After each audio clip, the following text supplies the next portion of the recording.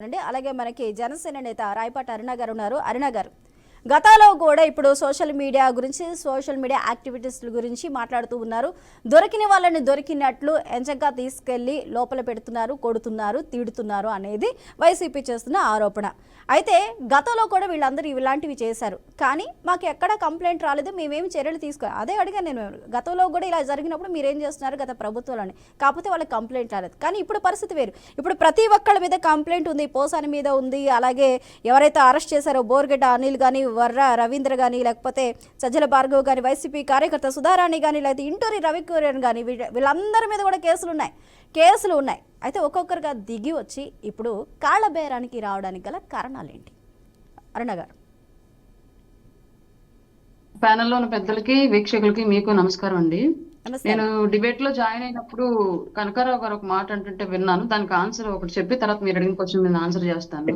చెప్పండి. వైసీపీ వాళ్ళ ముసుగులో టీడీపీ వాళ్ళే కండువాలు వేసుకుని వైసీపీని తిడుతూ మొదలుపెట్టింది టీడీపీ వాళ్ళని చెప్పేసి ఐటీడీపీ అని చెప్పారండి. కనకారావు గారు చిన్న కరెక్షన్ అండి. అది యాక్చువల్ గా మన జిల్లా నుంచి కందుకూరు, ఎస్పెషల్లీ కందుకూరు నియోజకవర్గం, కందుకూరు నుంచి వైసీపీ కార్యకర్త ఒక అతను ఫస్ట్ టీడీపీ కండువా వేసుకొని టీడీపీ కార్యకర్తల్ని అలాగే జనాల్ని కూడా విపరీతంగా బూతులు తిడుతూ వైసీపీ అతను టీడీపీ కండువా వేసుకొని అవునరా మేము కమ్మాలమే మా కింద మీరు ఉండాల్సిందే ఇట్లాంటి ఇంకా అది బండ బూతుల్లో ఆ వీడియో మీకు గూగుల్లో దొరికింది చూసుకోండి. అట్లాంటివి స్టార్ట్ చేసి తిట్టడం మొదలు పెట్టిన తర్వాత కాలగమనంలో కౌంటర్ అటాక్ కింద ఆ సీమరాజా అనే అతను ఎవరో ఆయన ఈ సేమ్ స్ట్రాటజీని అతను అప్లై చేసుకుని అతను యూట్యూబ్ వ్యూస్ చేసుకుంటూ అతని పార్టీకి సపోర్ట్ గా కూటమికి అనుకూలంగా మాట్లాడడం స్టార్ట్ చేశారు. ఫస్ట్ ఆ కార్యక్రమాన్ని మొదలు పెట్టిందే వైసీపీ కార్యకర్త. ఆ దౌర్భాగ్యం మన జిల్లా నుంచి కందుకూరు నియోజకవర్గం, కందుకూరు పట్టణం నుంచి స్టార్ట్ అయింది. అది మీరు తెలుసుకోండి ఈ విషయం ఒకసారి. రెండోదండి, ఇప్పుడు మీరు అన్నారు కదా కేసులకు భయపడి కాళ్ళబేరానికి వస్తున్నారని చెప్పేసి. ఏం రాలేదండి కాళ్ళబేరానికి. ఇది పొద్దున్నే వీళ్ళ అధికార ప్రతినిధి వెంకటరెడ్డి కారుమూరి ఒక డిబేట్ లో మొన్న మాట్లాడిన అంశాన్ని కేవలం ఒక్క బిట్టు మాత్రమే, దానికి ముందు దానికి వెనక లేకుండా కేవలం జస్ట్ ఒక బిట్టు మాత్రమే కట్ చేసి నా మీద పోస్ట్ పెట్టి వాళ్ళ మీడియా వాళ్ళ కేడర్ రెచ్చగొట్టే ప్రయోగం చేస్తే కింద వాళ్ళ కేడర్ చూసారా నా గురించి మాట్లాడుతూ పెట్టినటువంటి బూతులు అసలు ఏముంది, ఆ ముందేం మాట్లాడింది వెనకేం మాట్లాడింది అని లేకుండా లంబూతులు అన్ని పెడతా ఉన్నారు నా అకౌంట్ ని ట్యాగ్ చేసి. వీళ్ళకి ఎక్కడ భయం వచ్చింది? ఇది ఒక ఉన్మాద మోక. వీళ్ళకి భయాలు గీయాలు ఏం ఉండే, వాళ్ళకి డబ్బులు ఇస్తే చాలు ఇంట్లో తల్లిని చెల్లిని కూడా తిట్టేటువంటి నీచపు మోక. ఈ మోక కనకారావు గారు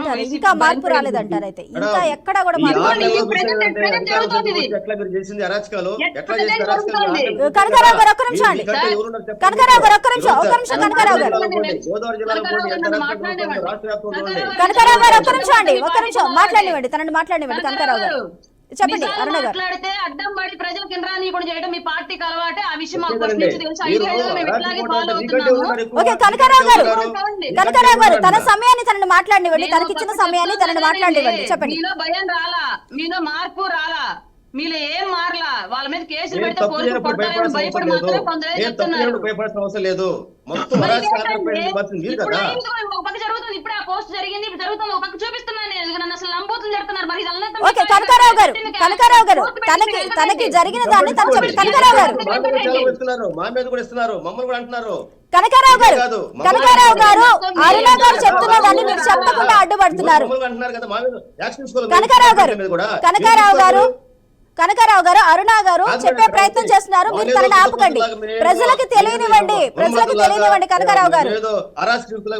కనకారావు గారు ఆమె ఏం చెప్పాలనుకున్నారో ప్రజలకి తెలియనివ్వండి, చెప్పనివ్వండి, మీరు అడ్డుపడకండి. ఎందుకంటే ఆవిడకి జరుగుతున్నది ఇంకో ఎంతో మందికి జరుగుతుంది. ఒక ఆడపిల్లకి జరిగిందే కాదు, ప్రతి ఒక్కరికి చాలా మందికి జరుగుతుంది సోషల్ మీడియా వేదికగా. తనని చెప్పనివ్వండి ఏం జరిగింది అనేది. తను చెప్పిన తర్వాత మనం మాట్లాడదాం. అరుణ గారు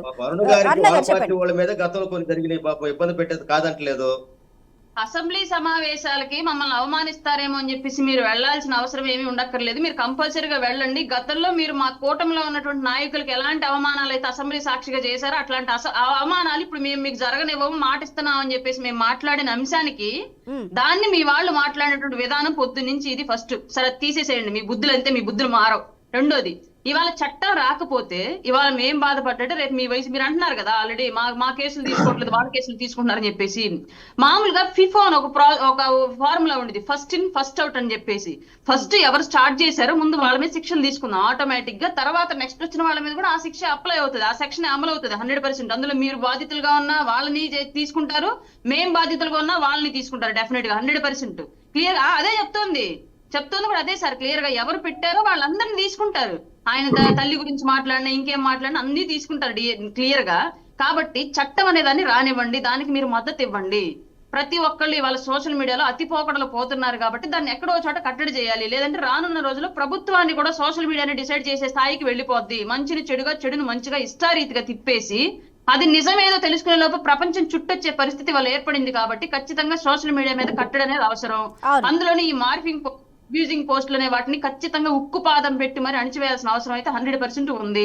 అందులో ఎవరు బాధితులుగా ఉన్నా అందరికీ న్యాయం జరగలేదు. వైసీపీ నుంచి ఉన్నా, టీడీపీ నుంచి ఉన్నా, జనసేన నుంచి ఉన్నా, బీజేపీ నుంచి, అసలు సామాన్య రాజకీయాలకు సంబంధం లేకుండా పాపం ఎవరు రీల్స్ చేసుకుంటూ ఉంటారు, వాళ్ళు ఇష్టాన్ని ఏదో బయట పెట్టుకుంటూ రీల్స్ చేసుకుంటూ ఉంటారు. కింద చూసేవాడు చూస్తే చూడాలి, అని కళ్ళు మూసుకుని ఇంకొక రీల్ చూసుకొని పక్కకు పోవాలి. కానీ వాళ్ళ గురించి కింద పచ్చి బూతులు పెడతా ఉంటారు. వీటన్నింటి మీద కట్టడం అనేది రావాల్సిన అవసరం అయితే ఉంది. వాక్ స్వాతంత్రం అని చెప్పేసి విపరీతంగా మీరు స్వాతంత్రం పొందుతూ ఎదుటివాడి స్వాతంత్రాన్ని హరించడం కాదు వాక్ స్వాతంత్రం అనేది. ప్రతి భావ వ్యక్తీకరణ స్వేచ్ఛ, మళ్ళీ దానికి పేరు భావ వ్యక్తీకరణ స్వేచ్ఛ. భావ వ్యక్తీకరణ స్వేచ్ఛ మన భావాల్ని చెప్పడం, ఎదుటోడు భావాలను మనం రుద్దటం అని కాదండి. భావ వ్యక్తీకరణ స్వేచ్ఛ అంటే నాకు ఆకలి అవుతుందని చెప్పాలి, కానీ ఎదుటోడు అర్థం తింటున్నాడు ఎంత తింటాడని చెప్పే అర్హత నీకు లేదు. అది భావ స్వేచ్ఛ కాదు. అందుకే ఖచ్చితంగా కట్టడి అవసరం సోషల్ మీడియా మీద. వాళ్ళ ఓకే అరుణ గారు, ఒక నిమిషం హోల్డ్ లో ఉండండి.